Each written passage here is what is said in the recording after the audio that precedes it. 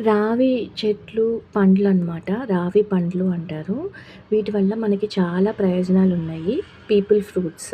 ఇవి చిన్న పరిమాణంలో గుండ్రంగా ఉండి పండినప్పుడేమో ఆహ్, ఊదా రంగు అంటే కొంచెం నలుపు రంగులో మారతాయి ఆకుపచ్చగా ఉండి. సో, ఈ పండ్లు దేనికి ఉపయోగిస్తారంటే, మన ఆకలిని పెంచడానికి, ఇంకా కడుపులో మంటను తగ్గించడానికి, ఆయుర్వేదంలో దగ్గు, ఆస్మా, చర్మ సమస్యలు ఇలాంటి వాటన్నిటికి చికిత్సగా ఉపయోగిస్తారు.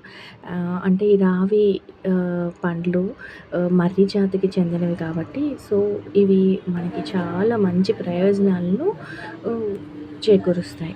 సో, ఈ రావి పండ్లు ఫస్ట్ మన జీర్ణక్రియను మంచిగా హెల్తీగా చేస్తుంది. వీటిని తినటం వల్ల ఆకలి పెరుగుతుంది.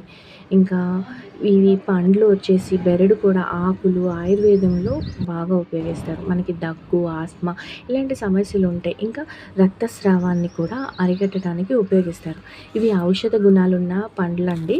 కానీ మీరు తీసుకునే ముందు మాత్రం డాక్టర్‌ని సంప్రదించి తీసుకుంటే మంచిది. ఎప్పుడైనా కొంచెం తినొచ్చు. ఇవి ఏంటంటే అడవిలో జంతువులుంటాయి కదా! చిన్న చిన్న పక్షులు, కోతులు వీటన్నిటికి ఇవి సహజమైన ఆహారం అనమాట. మీరెప్పుడైనా ఈ రావి చెట్టు పండ్లు దొరికితే తిని చూడండి. రుచికరంగా ఉంటాయి, తియ్యగా ఉంటాయి తినటానికి. గ్రీన్ కాకుండా కొంచెం బ్లాక్‌గా అయిన పండ్లను తినండి. రావి చెట్ల పండ్లనమాట. సో, వీటిల్లో మంచి విటమిన్స్, ఖనిజాలు ఉంటాయి. సో, వీటిని తినే ముందు ఒకసారి ఎప్పుడైనా కొంచెం తినండి. తియ్యగా ఉంటాయన్నమాట. ఇవన్నీ పక్షులకి ఆహారము, చిన్న జంతువులకి మామూలు ఆహారం అనమాట. సో, ఇవి చాలా మంచి ఆరోగ్య ప్రయోజనాల్ని ఇచ్చే పండ్లు.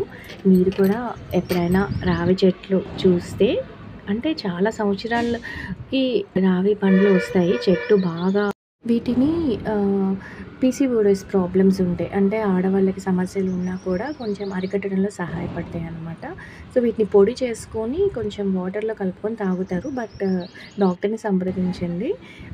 ఇవి అంటే ఇవి ఆయుర్వేదంలో ఎక్కువ ఉపయోగిస్తారు. సో, ఇవి కూడా చాలా మనకి ప్రయోజనాన్ని చేకూరుస్తాయి. Thank you.